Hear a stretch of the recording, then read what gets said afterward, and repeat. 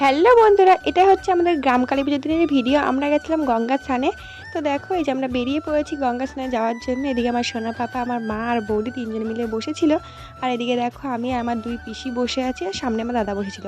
তো দেখো আমরা টোটো উঠে পড়েছিলাম, এদিকে টোটো আমাদের ছেড়ে দিয়েছে। আর এই যে আমরা এখন পায়রাডাঙ্গা রেলগেট পার করছি। দেখো এই যে পায়রাডাঙ্গা রেলগেট এটা। তো দেখো এই যে আমরা এখন পৌঁছে গেছি আর নেমে পড়েছি টোটোর থেকে। এটা হচ্ছে পায়রাডাঙ্গাতে মুকুন্দনগর গঙ্গার ঘাট। তো আমরা গেছিলাম এই মুকুন্দনগর গঙ্গার ঘাটেই স্নান করার জন্য।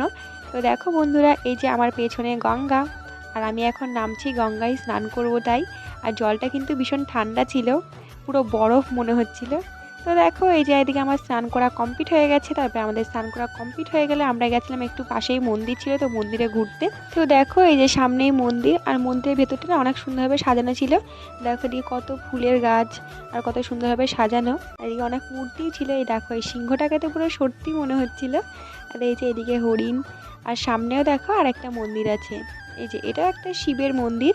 তারপরে দেখো এদিকে সামনে আবার একটা গণেশের মূর্তি, আর এদিকে সামনে আবার একটা শিবের মূর্তি। এই মন্দিরটা পরে নতুন করা হয়েছে, তো আমরা এই মন্দিরে আর যাইনি, ওই মন্দিরেই গেছিলাম। তো দেখো এই যে মন্দিরটা নতুন করা হয়েছে এটা। তারপরে দেখো এই যে আমরা সবাই মিলে এখন টোটোয় উঠে পড়েছি। এদিকে আমার পিসি, দুই পিসি আর আমি বসেছিলাম। আর দেখো এই সামনে আমার সোনা পাপা, আমার বৌদি সবাই মিলে বসে আছে। আর বন্ধুরা এই যে আমরা এখন পৌঁছে গেছি বাড়িতে। আর বাড়িতে এসে দেখে চেয়ার টেবিল গ্যাস সব কিছু আনা হয়ে গেছিলো। তো ভিডিওটা এই পর্যন্ত। এটা হচ্ছে সেকেন্ড পার্ট, দেখা হচ্ছে থার্ড পার্টে। ততক্ষণ বাই।